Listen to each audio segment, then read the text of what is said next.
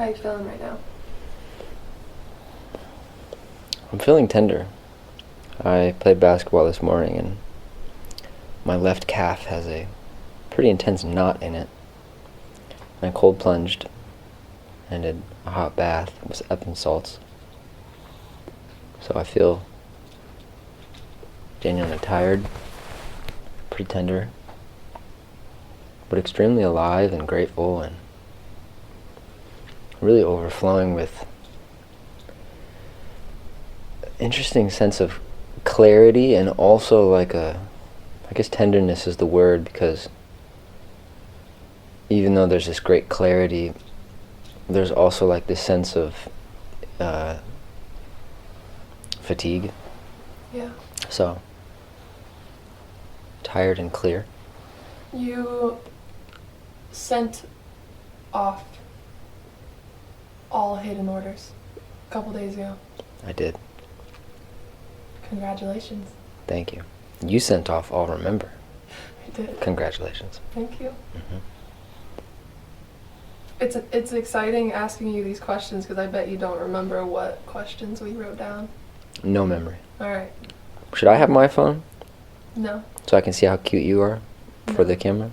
No. Okay.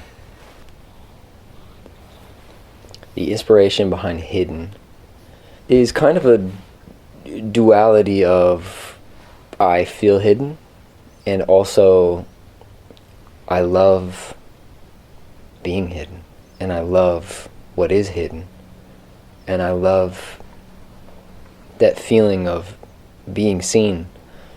And I think there's this great reward that I've experienced largely because I have grown up to next to somebody that is quote unquote a celebrity. They have been seen for so long doing this exact same thing. And since I was young, I often felt like I remember thinking about what I'd have to do in order to be seen. And that's where sports came in and like ideas for like, what could I do that would be worthwhile?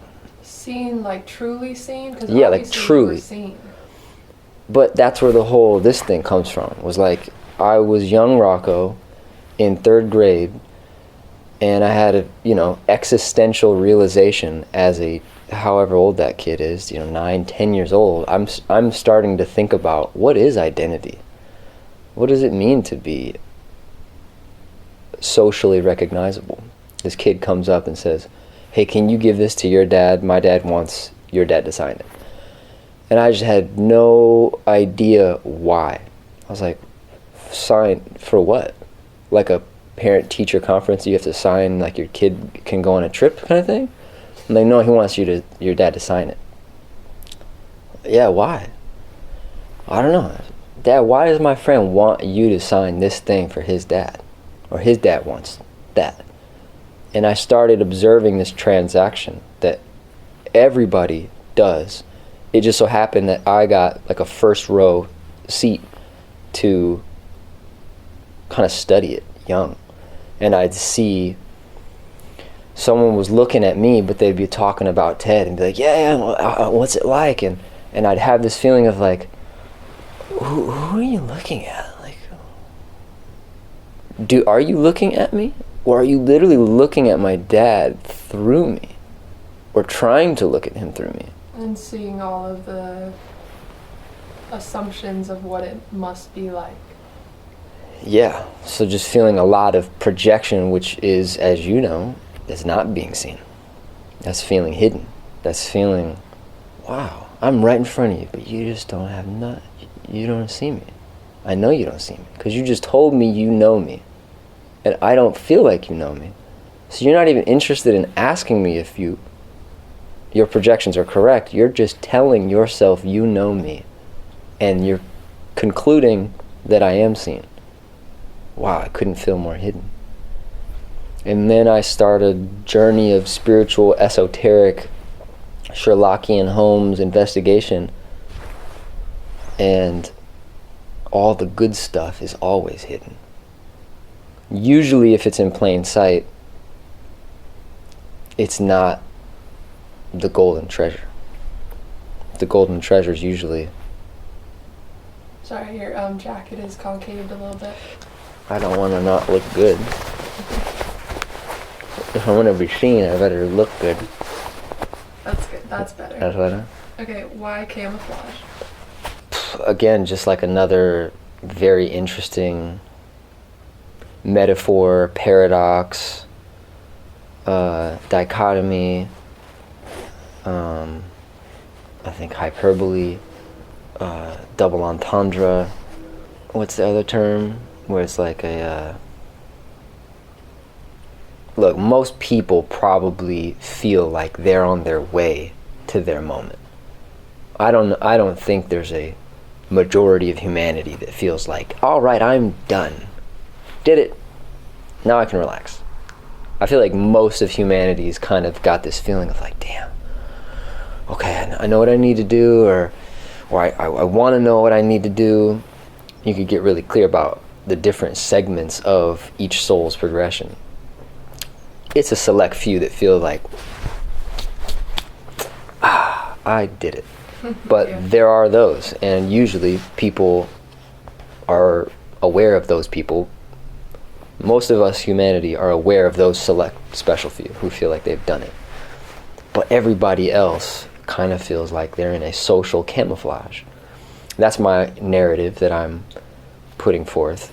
But that's why I made this collection, is because I've been writing for years, I've been making YouTube videos for years, making songs for years, and I like that feeling of like wrapping a bow on something, and it's like, that's it. That is it. And I think I first got a feeling of that of making Mother's Day cards for my mom, and making beats like per someone, like, man, what's he trying to say? Like looking for a beat for Willie or someone that, you know, like trying to find an energy that someone would want that's right for them. And so a collection of clothing to say a philosophical statement. I've been sewing now for a few years, but I haven't done like a collection where it's like, what does it say? So camouflage as a backdrop to then these Americana pop iconic images of the boom, pow, crash. That was my next question. Where did the main boom, bang, pow element come from? Probably first time I saw it is like Batman, like super retro Batman. Did you ever see that? Mm-hmm. Super retro. Batman. And then I remembered Tisa. Taz Arnold has a brand called Tisa. And in 2009 or 10, maybe it was more like 2011 or 12. No, because I was there. So it's like 2010, 2011. Hassan, how did that happen? It was through Hassan, and somehow someone said, we need to film this for Taz Arnold's Halloween party. And I had my Canon 60D, and I interviewed J-Rock. J-Rock, like Black Hippie, TDE, Schoolboy Q, Kendrick, J-Rock. Mm-hmm. I remember interviewing J-Rock really quickly. But it was for Tisa. And Tisa, one of the things that they had were these rings, boom, crash, pow, like that symbol, but just rings. And Big Sean wore them even on chains. So in like 2010 era, the Cool Kids and Chris Brown and Big Sean, and those were kind of the main guys. I feel like Mac Miller might have worn them as well, but wow. They were these symbols that were obviously like, they're percussions. They're visual symbols, but they mean a percussion. So I thought that was like, that's kind of my hip-hop brain looking at like, all right, a bunch of camouflage and then an explosion, because that's kind of my thesis statement with this collection, is like, sometimes you can't stay hidden. Sometimes you don't get to control when you're seen. Sometimes your breakdown is when you get to be seen, you know. And also, in that explosion, which sometimes is just a silent thing inside of your heart. Sometimes I also think of it as like camouflage inside of ourselves. And then in a big emotional explosion, all of a sudden now is this noise that we're trying to calm down from or navigate, but inside of that explosion, so there's the camouflage, and then there's the explosion, but then in that there's something that's hidden. Yeah. And that's my study. That space is my study. Putting words on it, you can.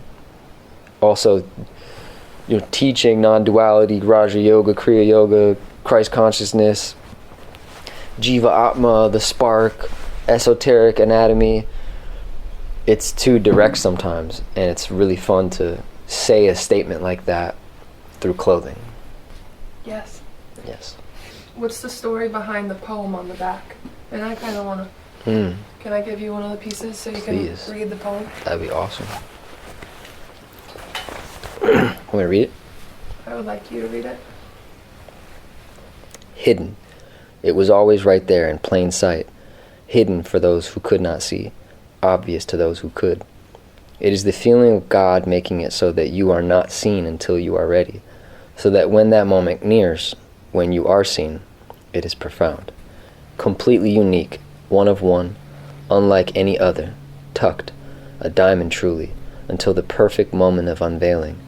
A phosphorus illumination in the cave of my skull. All, albeit distraction, lays its hands upon the naked earth, before me, before thee, before an altar, bowing deeply to it, something that cannot be seen, and so there is movement forward. Ashes rain down upon wet skin and turn ink-like, awaiting a paintbrush, awaiting an anointing, a crown of sorts, for no one to see, for only the internal self to witness, all just to be shared on social media, then deleted in a fury of pixelated awe. For God came into the physical and breathed breath into life, into the sawdust of whatever turmoil got me here, unknown and hidden, awaiting the candlelight readiness. Until then, chopping wood and water-bearing, spilling none, a retracted sword at hip, gently, swiftly, moving through forest, knee-high grass, awaiting cutting, just another beginning of a day, before thee, before thee.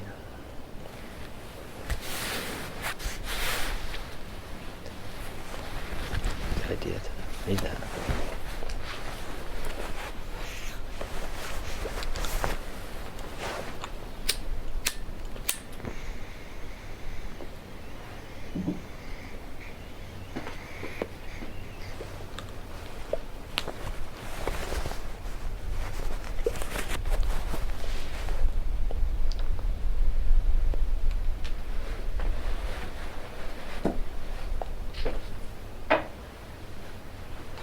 So what's the story behind that poem? That's really the hidden thesis. Albeit distraction. Ashes fall upon wet skin and turn ink-like, awaiting an anointing, for no one to see, a crown of sorts, chopping wood, carrying water, knee-high grass, awaiting cutting, carrying buckets of water, spilling none, a retracted sword at hip, ready for whatever, but right now just in Dharma. Maybe there's a storm coming. That's not for me. Maybe there's somebody going through something a mile away. That's not for me. All that's for me is right here. What is before me? What came before me? I don't know. But what is here right now, I have to be for it. Like it's an altar, like it's God putting in me God's consciousness for no one else to see, even for me not to see, until I'm ready to see that. And it's this profound, mystical, spiritual experience that throughout my years of journey, you can't tell anybody about, really. And that's why it's super special when you do find connection to somebody who understands, who feels like they really see you. Most social interaction, I don't think, is being seen. I think it's projection. I think it's quick confirmations to either adjust or confirm conclusions that have already been made up. It's not really seeing. Most aren't really seeing. Most of life we're not really seeing. And then we get altered. Then something happens, an explosion happens. And we're brought to an awareness that, oh my God, this is so special. And we cry about it. Or we lose somebody. Or we get something. And then in that quick exchange, in between it being here and it not being here, the arrival or the departure is noticeable. And then somehow everything goes back to being camouflage. Hidden.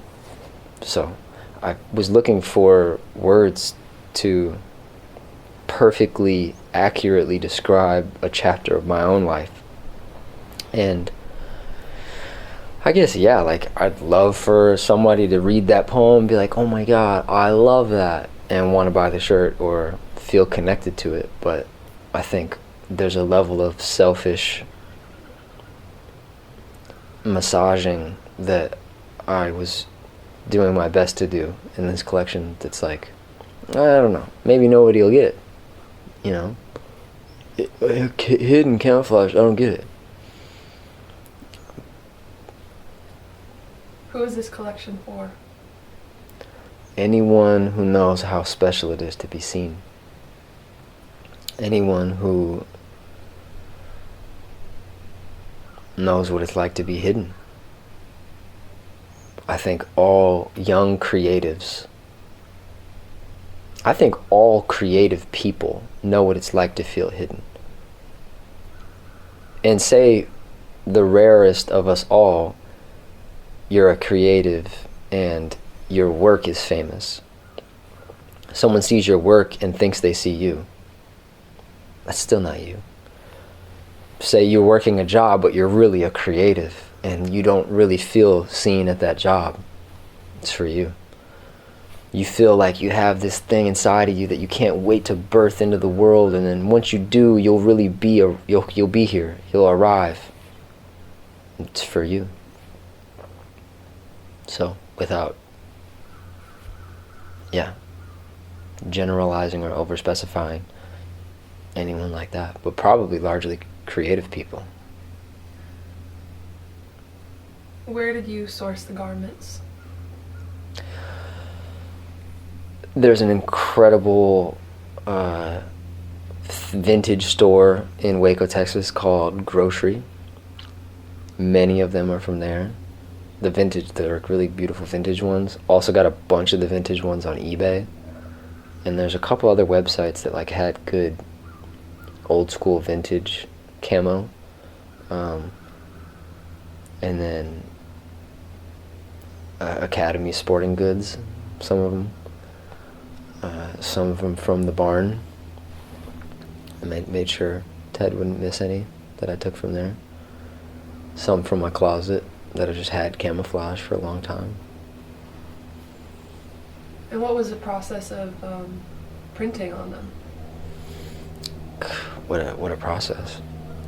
At first, my friend Diorian told me he had this guy in Dallas named Carlos that does really good screen printing with puffer print specifically, that I wanted puffer print on these garments. Just thought that'd be like a really cool texture.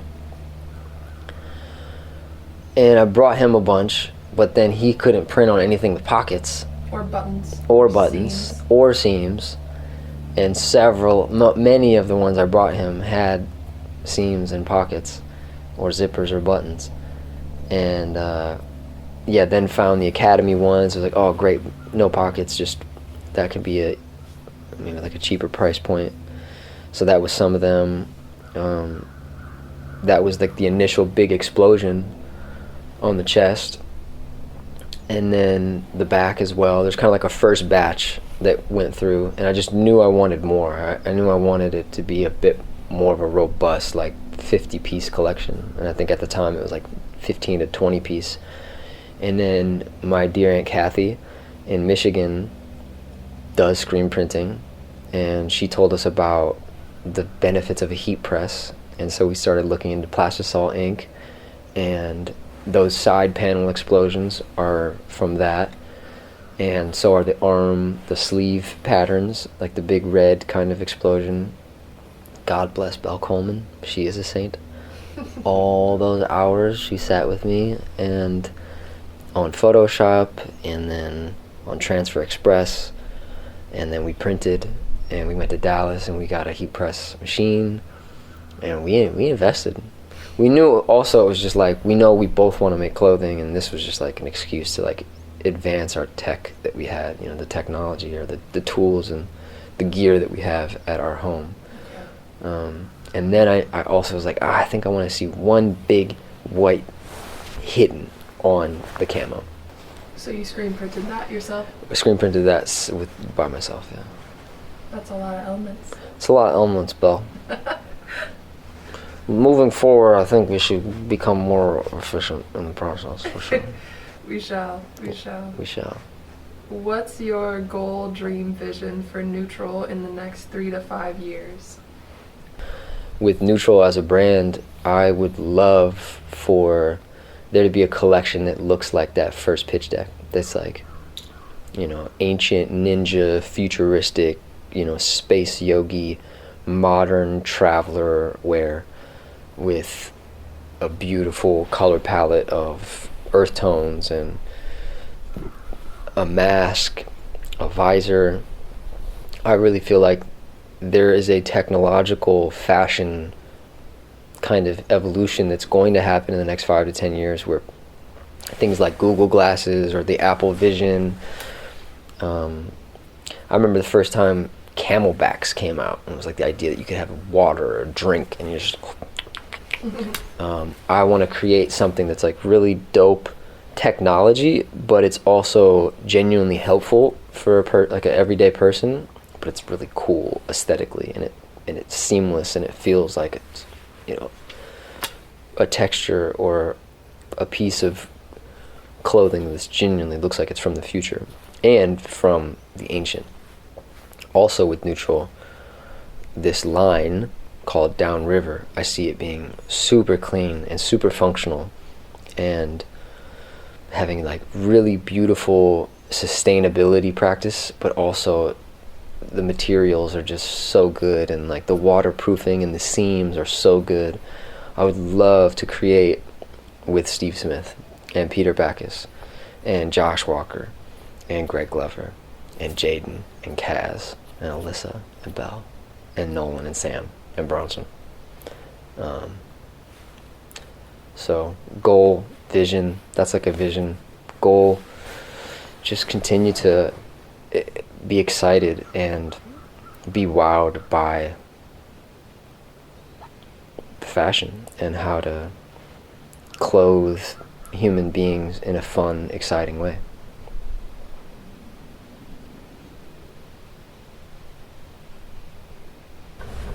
Do you feel hidden right now in this chapter of your life? For sure.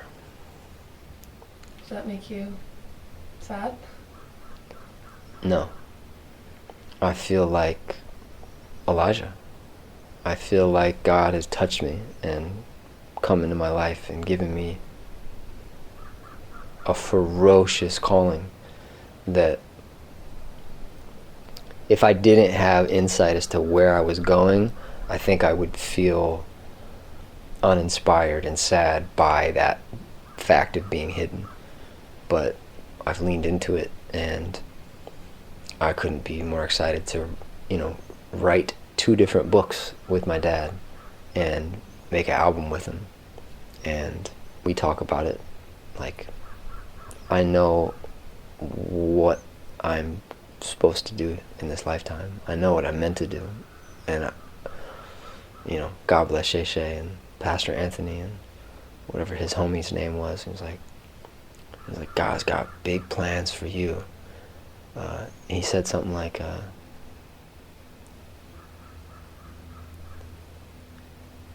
he said it in a way that was like, you just be patient, and God's gonna use you in such a big way. And it was on tour, and I just unwaveringly was like, oh yeah, he showed me, and he smiled, and I was like, yeah. So it's cool when someone notices, and I also feel like I genuinely at a point where I don't need you to notice. I'd rather just do it. I'd rather be so busy doing it that I don't need exterior validation from someone who doesn't notice it. And even if you do notice it and you like it or you don't like it, that's just not my business. I love how Steven Anderson's training has like anchored in me. It's like, whether you like it or not, it's not really my business. Like, I'm not in the business of making sure you like the art.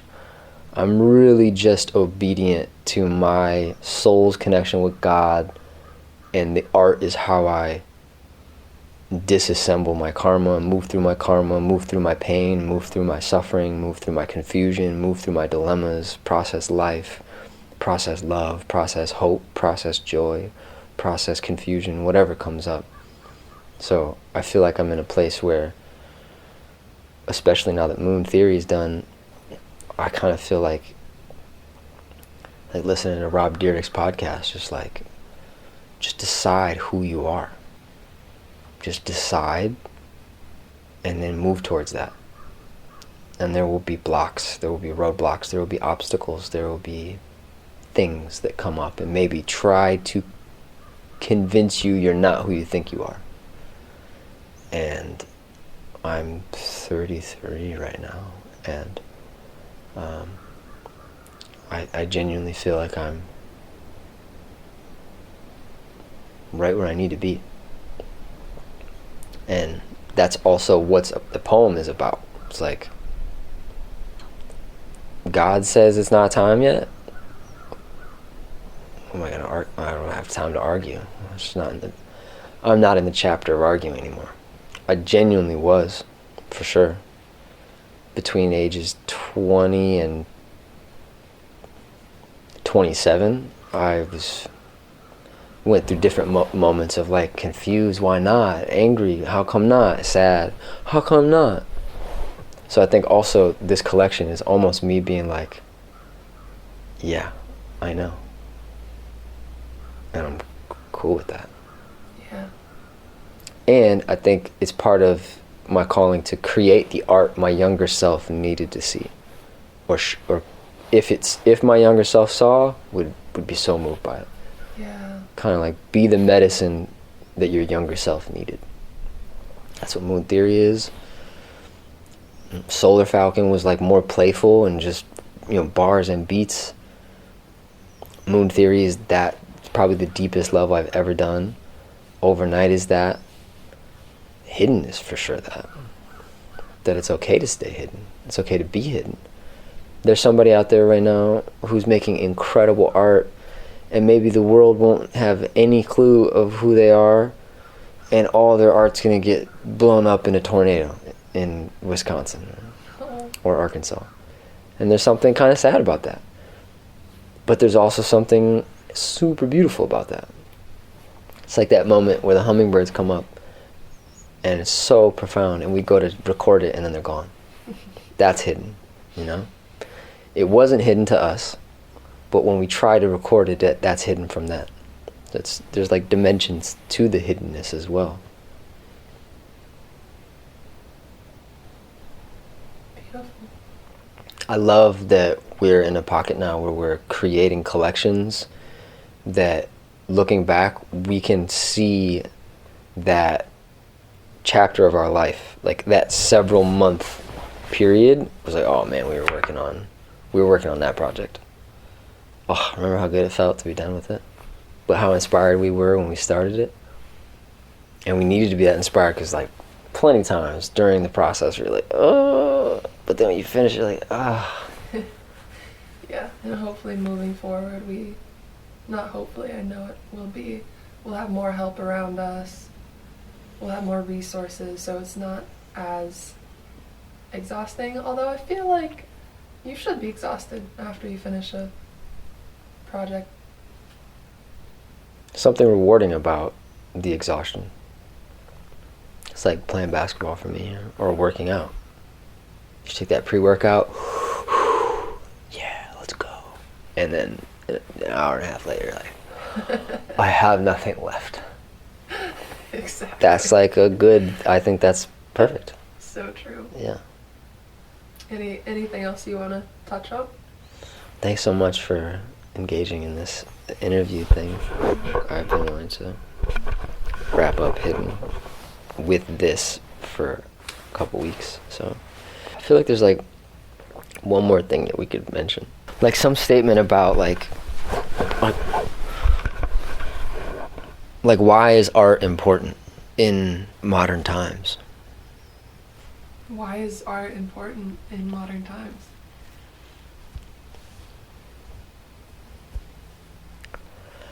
I think art is the cleanest self-prescription medicine available to humanity, because we all get to it through our preferences.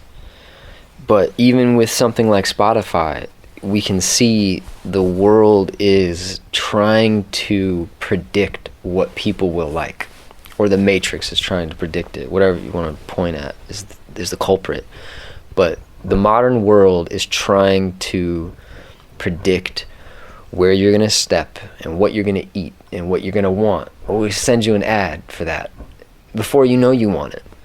Or we heard what you said on the phone. So here you go. And art is a place that we experience ourselves outside of ourselves. And the world, the Matrix can't predict that. The world could never predict that. The Matrix could never predict that, because art, it comes from the heart, and it comes from someone's soul. No AI, especially with AI, especially with everything of like AI generated images, AI generated voice. I think art will continue to be sobering for humanity.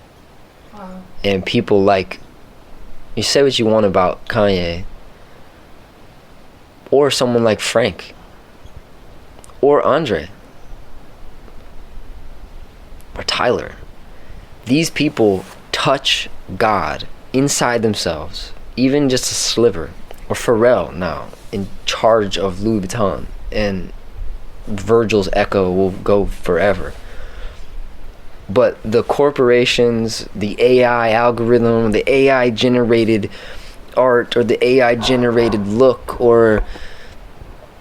and all the people who are like worried about that, or in their kind of scarcity mentality that like that's going to take away from the realness. It's like we've already been getting hit with that same thing. It just used to be people in a boardroom trying to predict what you wanted. They were still doing that same thing, even in like Babylon, or Amsterdam 30 years ago. There's still some girl with boobs and nakedness trying to shake her thing and get your eyes. It's the same thing as the algorithm is doing on, sending you a new Swiffer or Ted's fake crossbow post. And yeah, I think the older generations, they don't have discernment for how to really tell soul from AI. And I sense there's going to be a continued worship of authenticity. And that's why someone like Kanye is so valuable. That's why Joe Rogan's number one. Is because you can't buy art. You can't. It's so expensive in galleries and stuff because people want that connection that artist had to spirit. And someone like a Tyler or a Pharrell or a Ye, what Gene Dawson's doing is the perfect pure example. Maybe the most pure example I've seen in a while. And I love Tyler's version of it.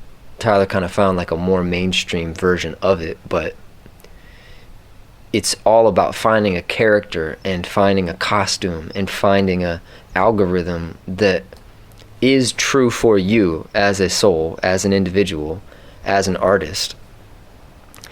And then you express it. And you could keep it private, but you choose to express it, and you're looking for this angle, because if you find the right angle, then it's going to be successful. And if it's successful, it means people will like it. And the only reason people will like it is if it speaks to them. And the computers will never know that, even if they get really good at it. You know, we can see it's a fake butt. I'm sorry, you're pretty, but we see you did stuff. You're pretty, but it's not real pretty. That's real pretty. Oh, how can you tell? Come on. So I think we're in a season where that is like, it's the same warfare of what's going on in Gaza. I mean, that's a crazy kind of parallel, but yeah, you know, Ukraine, AI generated images, people dying, you know, in Palestine, and insanity politically. And is Joe Rogan, is Joe Biden really actually him, or is it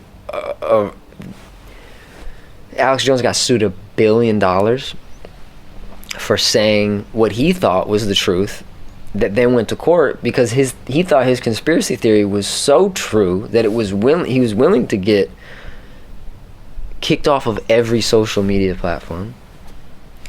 I think we're in like such an interesting time because the internet is so alive. 20 years ago, the internet was still super new, and now there's so many of us who at least have a handle on it enough to be like, it almost feels like, you know, boats and ships out in the sea in the days of, like, you know, pirates, and, you know, like when the seas were like the newest frontier of human evolution / exploration. There's these patterns, there's these styles that emerge as attempts of people trying to grab this medium, and it's the internet. Good luck trying to grab it. But who grabs it and does a good job that everybody agrees on? Artists. Why does everybody agree on it? Because the music industry obeys, the film industry obeys, product industry obeys. Somebody's making Frank Lloyd Wright level homes, pants. Sinja Hamilton is drawing on pants right now, and Levi's is probably going to sell 1,000 jeans in the next few hours globally, but Sinja's going to perfect one pair with a pen. I think that's the truth of what Hidden is about for me, is that, you know, people are like, oh, the money hustle, or the success hustle, or the algorithm, or the view hustle, trying to get more views, trying to get more likes. But there's something interesting that we're exploring as to how to make this machine work. So I think the artistic renaissance is more alive now than it has been in a long time. Kind of feels like what happened in the 90s. I wasn't around prior to that, but reading about Da Vinci's biography and... Oh, my camera just died. Perfect. Art will continue to drive people's taste, making desirability for authenticity. And because there's more fake stuff than ever, I think people, the right people, the chosen ones, the ones who choose, the ones who wake up that there's weird shit and they can't stand it, they're going to look for the real stuff, and they're going to find artists behind something that's speaking to them, that feels interesting, that feels compelling.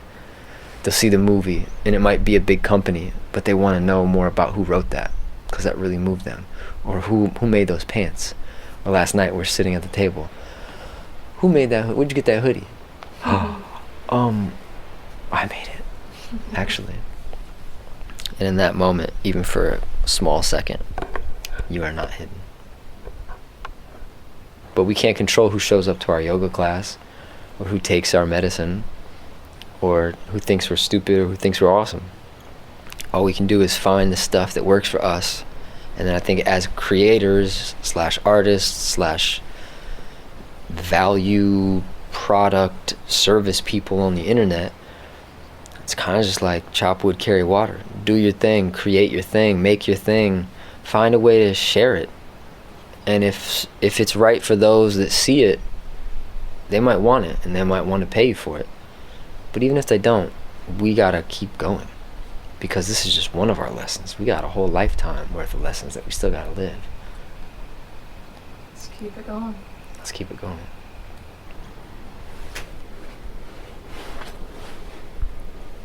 I mean, you look really cozy. I am. I'm glad I put this jacket on. You were saying you were hot. I was. Well, I was hot inside. It's chilly out here. I'm not forcing it on you, but I think a remember interview would be really cool. Thank you, Belle. You're welcome. Any final words? Chop wood, carry water? Chop wood, carry water. Yeah. That's good. Thank you. Thanks for watching, everybody. Hit that subscribe button if you